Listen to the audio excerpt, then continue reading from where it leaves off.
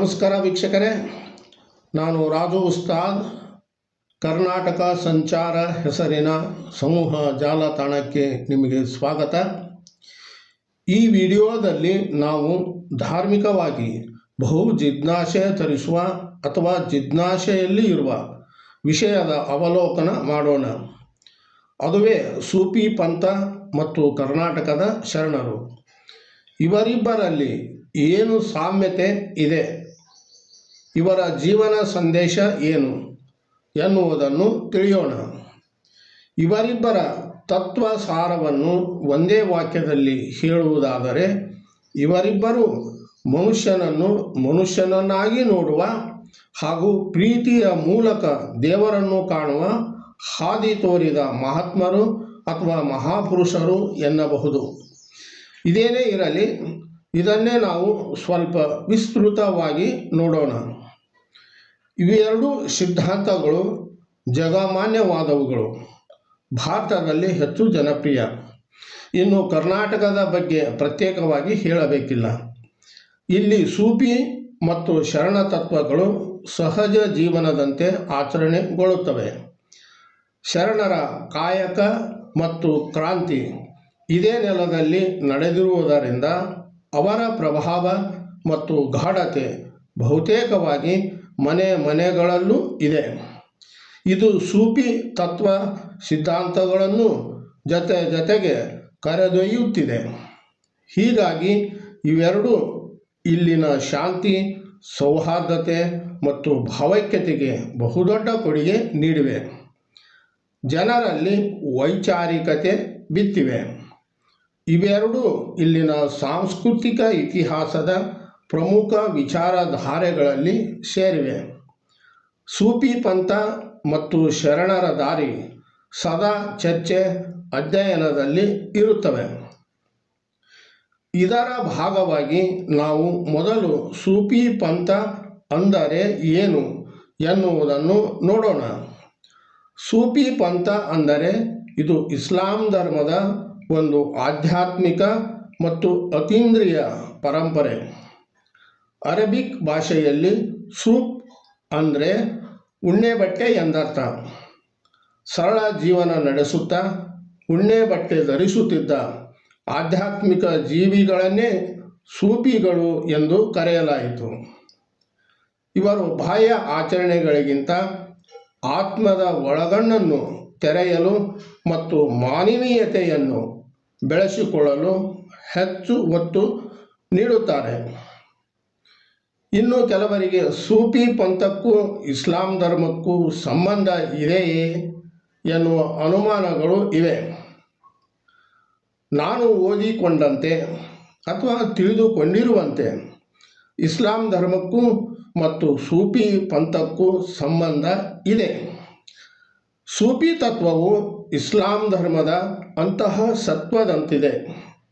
ಇದನ್ನು ತಸವುಫ್ ಎನ್ನಲಾಗುತ್ತದೆ, ಅಂದರೆ ಶುದ್ಧ ಪ್ರೇಮ ಮಾರ್ಗ.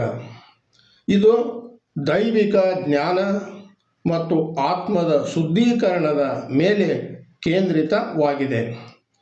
ಭೌತಿಕ ಪ್ರಪಂಚಕ್ಕಿಂತ ಭಗವಂತನೊಂದಿಗಿನ ಪ್ರೀತಿ ಮತ್ತು ಸಂಪರ್ಕಕ್ಕೆ ಒತ್ತು ನೀಡುತ್ತದೆ. ಸೂಫಿ ಪಂಥ ಇಸ್ಲಾಂನ ಏಕದೇವೋಪಾಸನೆಯನ್ನು ಒಪ್ಪುತ್ತದೆ, ಆದರೆ ದೇವರನ್ನು ಕೇವಲ ಭಯದಿಂದ ಅಥವಾ ಭಯ ಕಾರಣಕ್ಕಾಗಿ ಪ್ರಾರ್ಥಿಸದೆ ಅತ್ಯಂತ ಗಾಢ ಪ್ರೀತಿಯಿಂದ ಆರಾಧಿಸಬೇಕೆಂದು ಸಾರುತ್ತದೆ. ಕೆಲವರು ಸೂಫಿ ಮತ್ತು ಇಸ್ಲಾಂ ಧರ್ಮದ ನಡುವೆ ತೆಳು ಪರದೆಯ ನಿರ್ಮಾಣ ಮಾಡುತ್ತಾರೆ. ಸೂಫಿ ಆಚರಣೆಗಳು ಇಸ್ಲಾಂ ಧರ್ಮದಂತಿದ್ದರೂ ಅಥವಾ ಇಸ್ಲಾಂ ಧರ್ಮದ ಆಚರಣೆಗಳು ಸೂಫಿಯಂತಿದ್ದರೂ ಇವುಗಳ ಸೈದ್ಧಾಂತಿಕ ನೆಲೆಗಟ್ಟಿನಲ್ಲಿ ಕೆಲ ಮಟ್ಟಿನ ವ್ಯತ್ಯಾಸಗಳಿವೆ. ಹೀಗಾಗಿ ಇವೆರಡು ಹತ್ತಿರವಿದ್ದರೂ ಬೇರೆ ಎನ್ನುವ ರೀತಿಯಲ್ಲಿ ಮಾತನಾಡುತ್ತಾರೆ. ಇದನ್ನು ಆಮೂಲಾಗ್ರವಾಗಿ ಅರಗಿಸಿಕೊಂಡು ಅದರ ತಿರುಳು ಅಥವಾ ಸಾರವನ್ನು ನಿಮಗೆ ನೀಡುವಷ್ಟು ಶಕ್ತಿ ನನಗಿಲ್ಲದ್ದರಿಂದ ಅದನ್ನು ವಿದ್ವಾಂಸರಿಗೆ ಬಿಟ್ಟು ಬಿಡುತ್ತೇನೆ. ಇನ್ನು ಸೂಫಿ ಕಾವ್ಯ ಮತ್ತು ದೇವ ಪ್ರೇಮ ಅದ್ಭುತ. ಸೂಫಿ ಸಾಹಿತ್ಯದ ಜೀವಾಳವೇ ಗಾಢ ಪ್ರೇಮ, ಅಂದರೆ ಇಷ್ಕ್. ಇಲ್ಲಿ ಭಕ್ತ ಪ್ರಿಯತಮನಾದರೆ ದೇವರು ಪ್ರಿಯತಮೆ. ಇವರ ಕಾವ್ಯದಲ್ಲಿ ದೇವರಿಗಾಗಿ ಹಂಬಲಿಸುವ ವಿರಹವಿದೆ, ಒಂದಾಗುವ ಪರಮಾನಂದವಿದೆ. ಪ್ರಖ್ಯಾತ ಕವಿಗಳಾದ ರೂಮಿ, ಹಫೀಜ್ ಅಥವಾ ಭಾರತದ ಅಮೀರ್ ಖುಸ್ರೋ ಅವರ ಕವಿತೆಗಳನ್ನು ಕೇಳಿದರೆ ಅದು ಪ್ರೀತಿಯ ಒಂದು ದಿವ್ಯ ಅನುಭವವನ್ನು ನೀಡುತ್ತದೆ. ಕವ್ವಾಲಿ ಮತ್ತು ನೃತ್ಯದ ಮೂಲಕ ಈ ಸಂತರು ದೈವಿಕ ಪರಮಾನಂದವನ್ನು ಅನುಭವಿಸುತ್ತಾರೆ. ಇನ್ನು ಕರ್ನಾಟಕದ ಶರಣರು ಮತ್ತು ಸೂಫಿಧಾರೆಯ ಮೇಲೆ ಕಣ್ಣಾಡಿಸೋಣ. ಕರ್ನಾಟಕದ ಶರಣಧಾರೆ ಮತ್ತು ಸೂಫಿಧಾರೆಗಳ ನಡುವೆ ಒಂದು ಅದ್ಭುತವಾದ ಬಾಂಧವ್ಯವಿದೆ. 12ನೇ ಶತಮಾನದ ಬಸವಣ್ಣನವರ ವಚನ ಚಳವಳಿ ಮತ್ತು ಸೂಫಿ ಸಂತರ ಚಿಂತನೆಗಳು ಒಂದೇ ನಾಣ್ಯದ ಎರಡು ಮುಖಗಳು ಇದ್ದಂತೆ ಇವೆ. ಶರಣರು ಕಾಯಕವೇ ಕೈಲಾಸ ಅಂದರು. ಸೂಫಿಗಳು ಖಿದ್ಮತ್ ಅಥವಾ ಸೇವೆಗೆ ಒತ್ತು ನೀಡಿದರು. ಇದನ್ನೇ ಆರಾಧನೆಯಾಗಿ ಸ್ವೀಕರಿಸಿದರು. ಇವರಿಬ್ಬರು ಜಾತಿ, ಮತ, ಪಂಥಗಳ ಭೇದವಿಲ್ಲದ ಸಮಾನ ಸಮಾಜದ ಕನಸು ಕಂಡರು. ಇದಕ್ಕೆ ಸೂಫಿ ಮತ್ತು ಶರಣರಲ್ಲಿ ಸಾಕಷ್ಟು ಉದಾಹರಣೆಗಳು ಸಿಕ್ಕುತ್ತವೆ. ಸುಮ್ಮನೆ ನೆನಪಿಸಿಕೊಳ್ಳುವುದಾದರೆ ಸಂತ ಶಿಶುನಾಳ ಶರೀಫರು ಆಗಬಹುದು. ಗುರು ಗೋವಿಂದ ಭಟ್ಟರ ಶಿಷ್ಯರಾಗಿದ್ದ ಇವರು ಶರಣ ಮತ್ತು ಸೂಫಿ ತತ್ವಗಳನ್ನು ಒಂದೇ ಜೇನಿನಂತೆ ಹೆಣೆದರು, ಬೆಸೆದರು. ಆಧ್ಯಾತ್ಮದ ಸುಖ ಸವಿ ನೀಡಿದರು. 40 ವಾಡದ ವೀರೇಶ್ವರ ಶರಣರು ಸಾಮಾನ್ಯರಲ್ಲ. ಕದಡಿದ ಸಮಾಜದಲ್ಲಿ ಶಾಂತಿ ಸಹಬಾಳ್ವೆ ನೆಲೆಸಬೇಕೆಂದರೆ ಸೂಫಿ ಮತ್ತು ಶರಣರ ತತ್ವಗಳೇ ನಮಗೆ ದಾರಿದೀಪ. ಶರಣರು ಸೂಫಿಗಳು ತಮ್ಮ ಕಾಲಘಟ್ಟದಲ್ಲಿ ಅಷ್ಟೇ ಅಲ್ಲ, ನಂತರದ ಕಾಲದಲ್ಲೂ ಜನರ ಜೀವನದಲ್ಲಿ ಉಳಿದುಕೊಂಡಿದ್ದಾರೆ, ಮಾರ್ಗದರ್ಶನ ನೀಡುತ್ತಿದ್ದಾರೆ. ಸೂಫಿಗಳ ವಾಸಸ್ಥಾನ ಅಥವಾ ಅವರು ಗತಿಸಿದ ನಂತರ ಸಮಾಧಿ ಸ್ಥಳಗಳಾಗಿರುವ ದರ್ಗಾಗಳು ಯಾವುದೇ ಒಂದು ಧರ್ಮೀಯರಿಗೆ ಮೀಸಲಾಗಿಲ್ಲ. ಅವು ಎಲ್ಲ ಪಕ್ಷಿಗಳು ಸೇರುವ ಮಾವಿನ ಮರಗಳು. ಶೀಲ ಇಲ್ಲ, ಶಂಕೆ ಇಲ್ಲ, ಚುಚ್ಚುವ ಮುಳ್ಳಂತೂ ಇಲ್ಲವೇ ಇಲ್ಲ. ಹೋದವರೆಲ್ಲ ಮರದ ನೆರಳಿನಡಿ ಕುಳಿತು ದಣಿವಾರಿಸಿಕೊಂಡು ಸಿಹಿ ಮಾವಿನ ಫಲದ ಆಶೆ ಹೊತ್ತು ಬರಬಹುದು.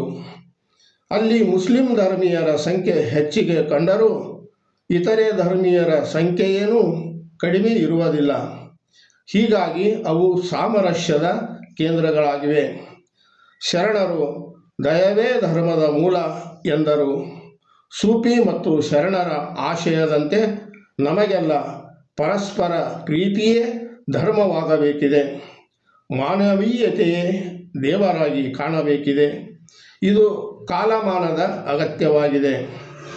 ಅಂದ ಹಾಗೆ ಫಕೀರ ಮತ್ತು ಶರಣ ಪದಗಳನ್ನು ನಾವು ಹೀಗೆಯೇ ಸುಮ್ಮನೆ ಬಳಸಿಬಿಡುತ್ತೇವೆ.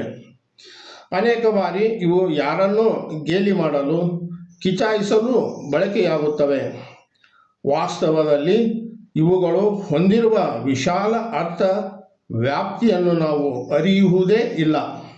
ಫಕೀರ ಮತ್ತು ಶರಣ ಇವು ನಾವು ತಿಳಿದುಕೊಂಡಿರುವಂತೆ ಸಾಮಾನ್ಯ ಪದಗಳಲ್ಲ. ಇವುಗಳ ಅರ್ಥ ವ್ಯಾಪ್ತಿ ನಮ್ಮ ಊಹೆಗೂ ಮೀರಿದ್ದು. ಇವು ಆಶೆ ಕಳಚಿದ ಪದಗಳು, ಪದವಿ ಪ್ರಶಸ್ತಿಗಳ ಆಚೆಯವು. ಆಧ್ಯಾತ್ಮಿಕವಾಗಿ ಇವುಗಳ ಅರ್ಥವ್ಯಾಪ್ತಿ ಇಷ್ಟೇ ಎಂದು ಗಡಿ ಗುರುತಿಸುವುದು ಕಷ್ಟ. ಹೀಗಾಗಿ ಇವುಗಳನ್ನು ಅರಿಯುವ ಪ್ರಯತ್ನ ಮಾಡಿ ಮತ್ತು ಗೌರವಿಸಿರಿ. ಏನೇ ಇರಲಿ, ಇದು ಆಧ್ಯಾತ್ಮಿಕ ಸಂಗತಿ.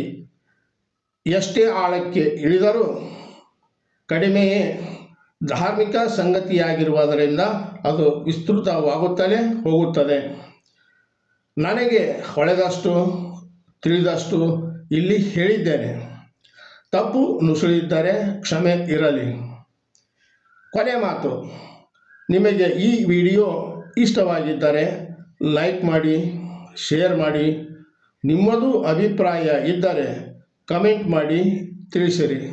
ಧನ್ಯವಾದಗಳು.